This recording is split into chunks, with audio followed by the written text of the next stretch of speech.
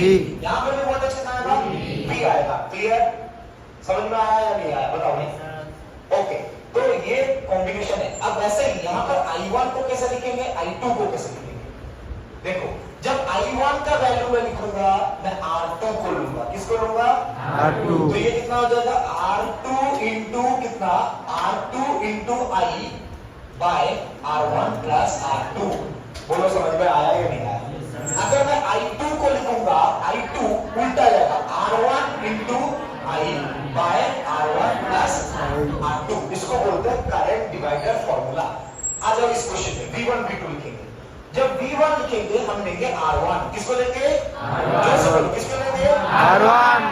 R1 into V by R1 plus R2। क्या होगा? R1 plus R1 into V divided by R1 plus R2। अगर V2 लिखेंगे तो क्या होगा बताओ? V2 R2V into V by R1 plus R2। Very good. ये हो जाएगा वोल्टेज डिवाइडर फॉर्मूला। ये क्या है? Voltage divider formula. हाँ, वोल्टेज डिवाइडर फॉर्मूला। और ये फॉर्मूला क्या है? जल्दी बताओ। This is what? Yes, current divider formula. अच्छा, अगर क्वेश्चन में ऐसा आता है, सुनना अच्छे से सुनना, सब कुछ भूल जाओ, क्वेश्चन को समझो। मान लो दो रजिस्टर है, दो रजिस्टर पैरेलल कॉम्बिनेशन दिया है। अब पैरेलल कॉम्बिनेशन में ये पूछ रहा है कि एक रजिस्टर है R1, दूसरा रजिस्टर है R2, उसका वैल्यू भी गिवन है, लेट्स से 5 ओम 2 ओम, और पूछ रहा है find the current in the resistance 5 ohm, find the current in the resistance 2 ohm. तो मुझे बताओ वहां पर कौन सा फॉर्मूला आएगा? कौन सा फॉर्मूला आएगा?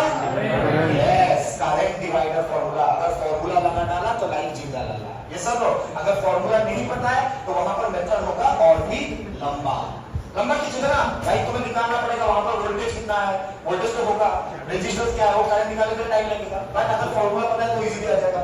अगर तुम्हें I1 I2 या V1 V2 मिल भी जाता है तो अगर एक चीज मिल गया तो दूसरा चीज निकालना आसान होगा। यस और नो? सो पैरेलल कॉम्बिनेशन में अब इक्विवेलेंट रेजिस्टेंस का फॉर्मूला क्या आएगा? ध्यान से सुनना। जब I1 लिखेंगे तो क्या लेंगे? R2 इंटू करंट कितना? I by R1 plus R2। जब लिखेंगे I1 I2 लिखेंगे तो क्या लेंगे? R1 into I divided by R1 plus R2। Clear और नॉट? एक बार जोर से बोलो, yes sir no? Yes sir. अच्छा, I1 हो गया, I2 हो गया। अब सुनो, इसका इक्विवेलेंट रेजिस्टेंस क्या आएगा? इसका इक्विवेलेंट रेजिस्टेंस क्या आएगा पैरेलल कॉम्बिनेशन में? So 1 by R is equal to 1 by R1 plus 1 by R2। But कभी कभी क्या होता है ना, बच्चे क्या करते हैं एलसीएम ले लेते हैं। एलसीएम लेके 1 by R equal to answer लिख दिए, वो ही नहीं। अगर ऐसा कंफ्यूजन है, फर्स्ट ऑफ ऑल इसका एलसीएम निकाल दो पहले से ही। अगर एलसीएम निकालोगे तो R को कैसे लिखोगे बता? R1 into R2 bye R1 plus R2। But ये जो फॉर्मूला है, ध्यान से सुनना, ये जो फॉर्मूला है ये तभी एप्लीकेबल होगा जब तुम्हारे पास कितने रजिस्टर्स है? 2 रजिस्टर है। अगर 3 रजिस्टर की बात हम कर रहे हैं तो वहां पर हमें मेथड लगाना पड़ेगा 1 by R1 plus 1 by R2 plus 1 by R3। Clearly समझ में आया? ठीक है, क्वेश्चन की ओर चलेंगे प्लीज। ये मान लो क्वेश्चन नंबर 1 ऐसा दे रहा हूं, ये एक रजिस्टर है R, ये और एक रजिस्टर है R, ये और एक रजिस्टर हो गया R, और यहां पर ध्यान से सुनना, ये ऐसे लगा एंड ये रजिस्टर ऐसे लगा। ठीक है, वेरी वेरी इंपॉर्टेंट क्वेश्चन। अब ये पूछ रहा है ये terminal A, this terminal is B, find the equivalent resistance across the terminals AB। तो मुझे बताओ कौन सा मेथड लगेगा? Which method is correct? कौन सा method? Yes, please stand up. Wishstone bridge. Is it the Wishstone bridge method? No sir. कितने बच्चे बोल रहे हैं Wishstone bridge होगा? हाथ ऊपर करो। कितना बच्चे बोल रहे हैं Wishstone bridge होगा? अगर कोई नहीं बोल रहा है Wishstone bridge। Yes, Om Pradhan, you are thinking it's Wishstone bridge. Okay, Wishstone bridge. Abhijit पे कौन सा बताया? कहू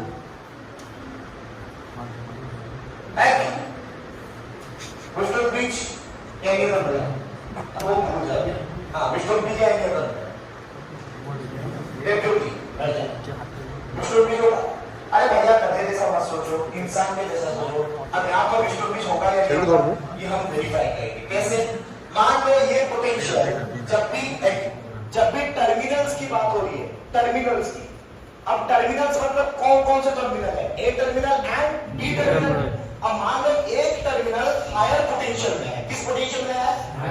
हायर पोटेंशियल। तो इसको मान लो ये बी में है, बी टर्मिनल लोअर पोटेंशियल में है, इसको मान लो ये जीरो में है। समझ में आया? एक हो गया हायर पोटेंशियल तो दूसरा आ गया लोअर पोटेंशियल, एक हो गया बी तो दूसरा आ जाएगा जीरो।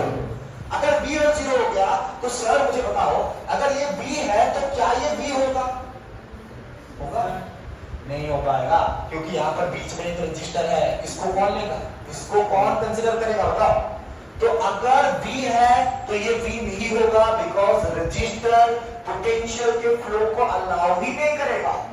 अब जैसे पोटेंशियल अलाउ नहीं कर रहा है, तो अगर ये बी है तो ये बी हो सकता है क्या? No, it is not be. मान लो अगर ये जीरो में आ गया, ध्यान से सुनना, अगर ये जीरो में आ गया तो क्या ये जीरो होगा? अरे गिव योर रिस्पॉन्स, यस और नो? No sir. अगर ये जीरो है तो क्या ये जीरो हो सकता है? No sir. नहीं होगा। नहीं, अगर रास्ते में एक रजिस्टर आता है, कैपेसिटर आता है या कुछ अदर एलिमेंट्स आते हैं, वो पोटेंशियल को ट्रांसफर नहीं होने देंगे। अगर पोटेंशियल ट्रांसफर ही नहीं हो पाएगा, अगर पोटेंशियल ट्रांसफर नहीं हो पाएगा तो क्या मैं इसको भी लिख सकता हूं? अब सवाल ये होता है, अगर वहां पर रजिस्टर नहीं होता तो क्या होता? If there is no register here, then potential will be transferred. Yes or no? Yes sir.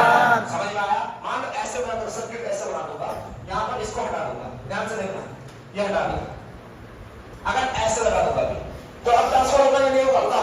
Yes sir. अरे जोर से बोलो। Yes sir. ये भी है तो ये भी हो जाएगा, क्योंकि अभी रजिस्टर कनेक्शन नहीं हुआ है। क्लियर? तो अगर ऐसा हो रहा है, अब बीच में ये क्या है? This is the register connector R, तो V ट्रांसफर नहीं होगा। अगर V ट्रांसफर नहीं होगा तो क्या होगा सर? इस पॉइंट का पोटेंशियल हमें पता नहीं है। जब कुछ पता नहीं होता है हम क्या लेंगे? X। क्या लेंगे? X। तो मान लो इस पॉइंट का पोटेंशियल X है, अब ये जीरो, तो क्या यहाँ पर जीरो आएगा? नहीं आएगा। अगर नहीं आएगा तो इस पॉइंट का पोटेंशियल क्या हो जाएगा? Y होगा। तो एक पॉइंट का पोटेंशियल X तो और एक पॉइंट का पोटेंशियल Y। तो दोनों पॉइंट का पोटेंशियल हमने ले लिया X और Y।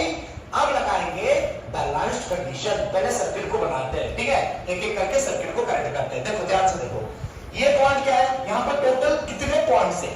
एक साथ बताओ, कितने पॉइंट्स हैं? 4 पॉइंट्स। जोर से बोलो, कितना पॉइंट्स? 4 पॉइंट। क्या क्या है? एक A और एक B और एक X और एक Y। तो यहाँ पर A और एक पॉइंट क्या है? B और एक पॉइंट क्या है? X और एक पॉइंट क्या है? Y। ऐसे मैंने पॉइंट्स को किया कनेक्ट, ठीक है? अब लगाते हैं रजिस्टर। देखो ये A पॉइंट है एंड ये कौन सा पॉइंट है? X। A और X के बीच में ये है, यस और नो? Yes sir. अच्छा, A और X के बीच में ये आ गया एक रजिस्टर R। अच्छा ये खत्म। अब इसके पॉइंट में ये किसके और किसके बीच में है? A और Y। A और Y, very good. A and क्या हो गया? Y। फैंटास्टिक, ये भी हो गया खत्म। अब ये किसके बीच में है बताओ? Y और X। Y और X, वेरी गुड। Y और X, तो Y और X मतलब यहाँ पर बीच में आ जाएगा, खत्म, ठीक है? अब ये किस में आ गया बताओ? X और B। X एंड 0, B है 0 में, तो X एंड B में, क्लियर? तो ये हो गया R, तो ये भी हो गया खत्म। अब ये किसके बीच में है बताओ? Y एंड B और Y।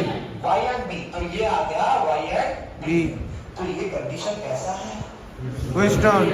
विस्टोन ब्रिज का कंडीशन। अब बैलेंस्ड होगा या नहीं होगा वो हम देखेंगे। ये रजिस्टर कितना है? R। ये भी कितना है? R। ये भी कितना है? R। और ये बीच वाला में क्या है? R। तो R1 by R2, R1 by R2 कितना? जल्दी बताओ। R3 by R4। R by R हो रहा है, 1 हो रहा है, यस और नो? अरे हो रहा है, नहीं हो रहा है? अच्छा, R3 by R4 कितना आ रहा है? R by R1। R by R, तो ये भी कितना आ रहा है? 1। तो क्या R1 by R2 equal to R3 by R4 है? Yes sir. अगर R1 by R2 equal to R3 by R4 है, तो क्या बीच वाला रजिस्टर को हटा देंगे? Yes sir. क्यों हटाएंगे? क्योंकि इसका पोटेंशियल एंड इसका पोटेंशियल क्या होगा? जब पोटेंशियल सेम है तो करंट का फ्लो कितना हो जाएगा? Zero. जब करंट का फ्लो जीरो होगा वो सर्किट क्या हो जाएगा? वो रेजिस्टर क्या हो जाएगा? Short circuit. अब इसका कोई काम नहीं है तो हटा ही दो। अगर इसको हटा दोगे तो अब कनेक्शन देखो क्या हो जाएगा? अब कनेक्शन ये वाला आ जाएगा सीरीज में, ये वाला आ गया सीरीज में, और दोनों कैसे लग गए? पैरेलल में। अब आ जाएगा इक्विवेलेंट रेजिस्टेंस। बट सर सवाल ये होता है, अगर बैलेंस कंडीशन को सेटिस्फाई नहीं करेगा तब क्या करेंगे? Any answer? अगर बैलेंस कंडीशन को सेटिस्फाई नहीं करेगा तब क्या करेंगे? Then you have to solve this with the help of Kirchhoff's law. वहां पर इक्वेशन बनाना है। कैसे बनाना है ध्यान से देखो। अब वो स्लाइड में आता हूं, ये वाला स्लाइड। ये एक इक्वेशन था, ये एक इक्वेशन था। मान लो ये पोटेंशियल सेम नहीं है, मतलब R1 में R3 को R4 नहीं हो रहा है। अगर नहीं होगा तो ये पोटेंशियल सेम नहीं होगा, मतलब तुम्हें यहां पर एक लूप बनाना पड़ेगा, नीचे वाला। अरे कटेगा ना, तो नीचे वाला लूप लेकर सॉल्व करना पड़ेगा। बट कैपेसिटर में क्या करते थे? अगर सिमेट्री वाला था तो वहां पर हम पोटेंशियल को डिवाइड करते थे। I guess you have read. अगर नहीं पढ़े हो तो मैं बताऊंगा, याद है? नहीं है तो रिवाइज करवा देंगे, दिक्कत वाली बात नहीं है। बट यहां पर किरचॉफ लॉ लगाना पड़ेगा। क्लियर हुआ क्या? ओके, सो ऊपर वाला आ गया सीरीज, नीचे वाला आ गया सीरीज, और दोनों क्या हो गए? Parallel. So here you can calculate the equivalent resistance.